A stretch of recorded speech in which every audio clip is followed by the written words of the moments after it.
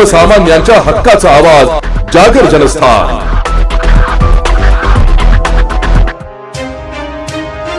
धुळे जिल्ह्यातील सुरत नागपूर महामार्गावर नेर गावाजवळ आज पहाटे एका डिझेल टँकरला अचानक आग लागल्याची घटना घडली आहे। सुदैवाने या आगीत कोणतीही जीवितहानी झाली नसून अग्निशामक दलाच्या तातडीच्या कारवाईमुळे मोठा अनर्थ टळलाय। नेर गावालगत असलेल्या मंजुश्री पेट्रोल पंपासमोर उभ्या असलेल्या डिझेल टँकरला आज पहाटे सुमारे 4 वाजेच्या दरम्यान अचानक आग लागली। आग लागल्याचं समजताच परिसरात एकच खळबळ माजली। घटनेची माहिती मिळताच धुळे महानगरपालिकेच्या अग्निशामक दलाच्या 2 बंबांनी घटनास्थळी धाव घेतली। अग्निशामक जवानांनी शर्थीचे प्रयत्न करत काही वेळातच आगीवर नियंत्रण मिळवले। त्यामुळे आग पेट्रोल पंपापर्यंत पोहोचण्यापूर्वीच विझवण्यात यश आले आणि मोठी दुर्घटना टळली आहे।